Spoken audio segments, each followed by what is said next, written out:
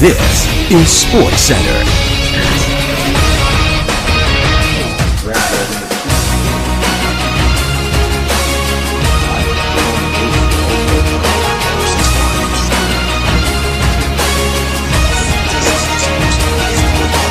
AJ is out of control.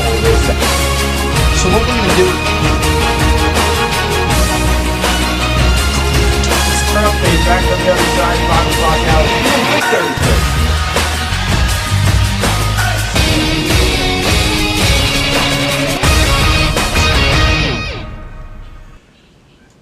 Sean and I have just broken my one golden rule of radio. Inadvertently, but we did.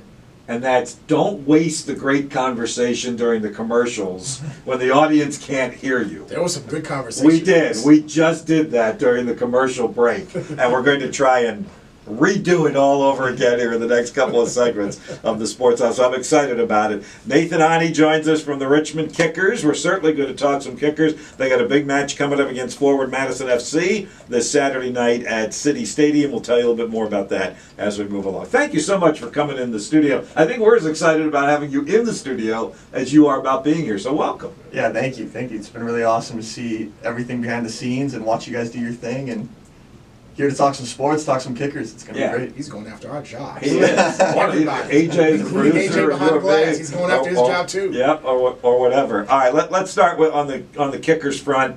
Big picture here. I know the last few games haven't gotten the results you necessarily wanted, but where do you think you guys are right now? And you got a nice stretch coming up here with home games in the next couple of weeks. Yeah, we're in the grind of it right now. Every week's a grind. We show up to practice, ready to work. Group of guys that are bought into getting it done, and we're just outside the playoffs, but American soccer, it just takes getting into the playoffs to then go on and win a couple games, so we're right on that bump. We got 2 big home games against 2 very good teams.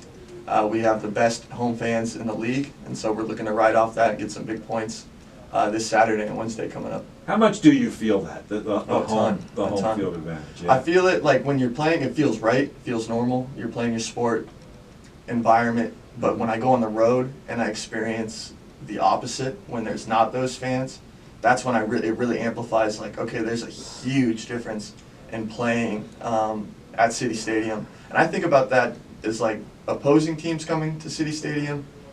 Like, what a great trip. That's professional sports. That makes you feel like a pro having fans out there. So it's incredible. It's amazing. And it's amplified every year that I've been here, and this year it's been fantastic. So one more. I don't mean to hog. You're next, Sean. Trust me. I apologize. He'll ask the really good questions here in a moment, but okay. So how do you kind of make sure and protect yourselves and your guys that you don't have that letdown on the road because it's not the same as it is at home? I don't know if I'm explaining that right, but it's a whole different feel, as you kind of said, to make sure that you guys are as energized and as focused as you need to be successful on the road, because obviously you get that advantage at home. Right, and you address that like at the start. You're warming up, you can feel it. You come together, you say, "Hey, we got to create our own energy today. We have to start off communicating early, loud. Like set your first tackle, get your first tackle in, connect your first pass." And those smaller stadiums are actually sometimes harder, no fans to play in, because you can have one fan there that is just yelling, and compared to a group of fans, you don't notice it as much sometimes as that one person. So you just have to stay mentally engaged and really not focus on those things and try to create your own energy going into those games. I've spoken to Nathan, Darren, the last couple of weeks, and he had mentioned something about we're still trying to get in form during the course of the season. So we're getting late in the year. Is there concern amongst the guys that they're not, quote, informed, that the team is not informed as of yet? I wouldn't say there's concern about being informed. We've had some results that have been tough. Like we've had results that are hard to take, and then you have to go in and evaluate and learn and grow from those. Every single game that we've played, we've had moments where we are playing the style of soccer that we want to play. But along with that, we've also had letdowns in those games. So it's all our whole thing right now is about eliminating those letdowns, because the form is there for 60 minutes of the game. We play very good soccer for periods of the game. It's when we lose those periods of the game can we get back to not giving up goals, staying in games, getting the points we need. I mean, wins go a long way in team morale and all those things. So if events and games go a little differently, you talk differently about it. But we know we have good players. We know what we can do. We just have to get the results now. I was gonna say, what do you think has to be done now with just, 8 or 9 matches left in the year? You're currently 7th outside looking in, and it's like 1 win in the last 5 matches, something like that. What needs to be, I guess, what part of the game needs to have that switch be turned on and say, okay, now we're getting back to what we were doing at the beginning of the season? Right. It's doing what we have to do to secure the points. So if we go up in a game, the couple games I can think of recently where we've scored, they've come back really quickly and given up a goal. We have to lock that down, stop giving up those goals. Late in the game, if we're up 2-1, we can't let them tie it up. Those 2 points are huge at this point in the season. So now it's just, when we get that goal, what that's going to look like depends on what we decide, how we want to go after it and shut it down and finish off these games and get 3 points. But the points are more amplified now at the end of the season.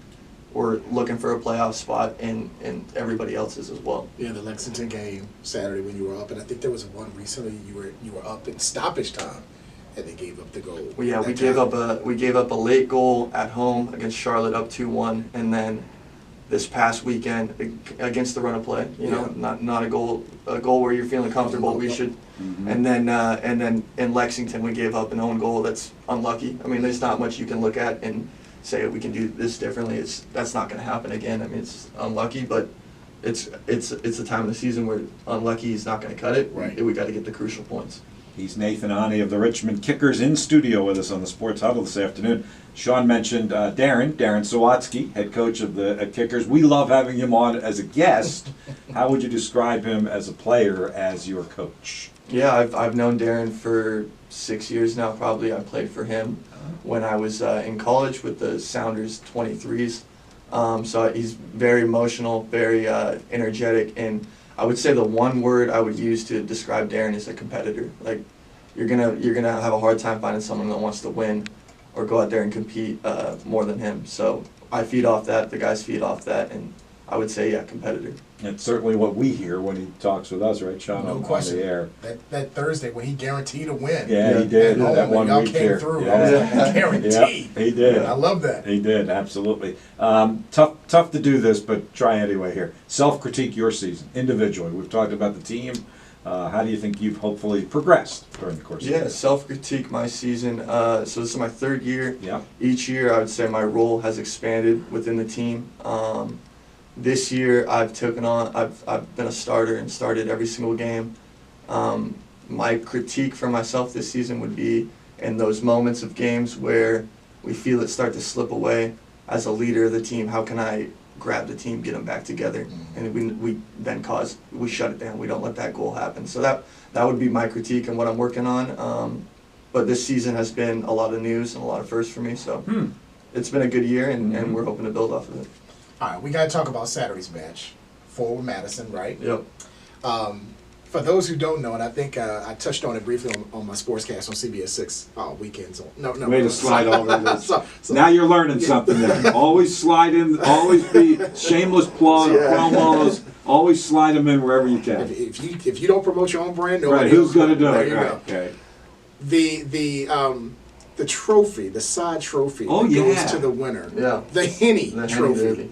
Please tell the audience about this. We know about what the Henny Trophy is about, but for those who don't who are listening, please tell everybody about the Henny Trophy for the winner of Forward Madison and Richmond. Yeah, so the Henny Derby is something that the fan groups of both Madison and the Kickers came up with. Both clubs, great fan groups. And the Henny Derby goes to whoever wins the series between each other, and it is a trophy made out of an empty bottle of Hennessy. Yes! And so it's AJ was all over this. Yeah, we did a segment on this. Go ahead. you want to win the Henny Derby so you can hold the bottle of Henny. I mean, it's fun, and hopefully you're in the point of the season where you get to go get some Hennessy after and celebrate. But yeah, everybody, it's a trophy. We want to hold that trophy. We don't want another club to have something on us. So, and it means a lot to the fans as well. So that means it means a lot to us. So that means you've got to win out